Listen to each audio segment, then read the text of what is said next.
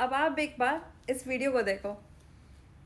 Nirmala ma'am, एक काम करो ना, आप हम लोग का सारा पैसा ले लो और आप ही हम लोग को ऐसा मंथली पॉकेट मनी जैसा देना चालू कर दोगे यार, क्योंकि आपके जो नए नए रूल्स आ रहे हैं ना, हम लोग को बहुत कंफ्यूज कर रहे हैं यार। अभी नया रूल निकाल रहे हैं कि 7,500 से ज्यादा सोसाइटी का मेंटेनेंस रहेगा तो उस पर भी 18% जीएसटी लगेगा।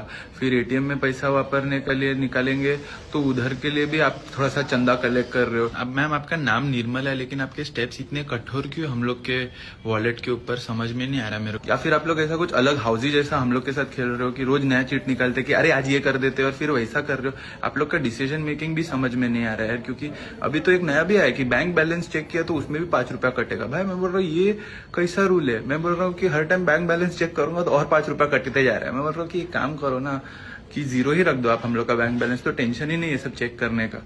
तो अब आपको समझ में आया हम लोग क्यों दुबई को प्रमोट करते हैं। हम लोग यहाँ पे ज़ीरो टैक्स देते हैं।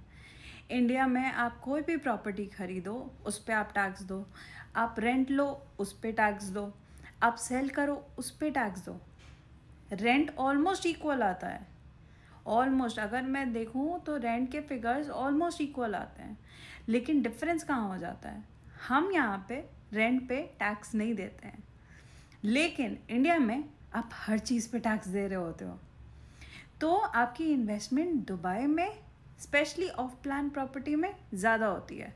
अब मैं आपको बताती हूँ, आप किसी भी ऑफ प्लान प्रोजेक्ट में इन्वेस्ट करते हो तो जैसे अगर आपकी 2 CR की प्रॉपर्टी है तो आप पूरा 2 CR नहीं लगाते हो उसमें, आप उसमें 1 CR लगाते हो। अगर हम लोग 50-50 पेमेंट प्लान लेते हैं तो 50 under construction, 50 on hand over, तो आप 50% खाली पे कर रहे होते हो, वो भी इंस्टॉलमेंट्स में छोटे छोटे।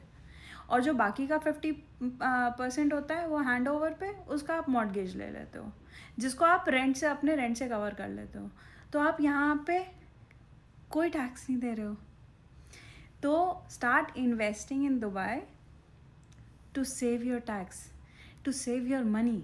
तो अगर आपको जानना है कि दुबई में कौन कौन से बेस्ट प्रोजेक्ट्स चल रहे हैं जिनसे आप अच्छा ROI कमा सकते हो या जिससे आपको अच्छा अप्रिसिएशन मिल सकता है, जिसको हम ROE बोलते हैं, तो आप मुझे अभी के अभी कांटेक्ट करो and I will share you best of best properties in Dubai which can make you earn a lot of money with zero tax.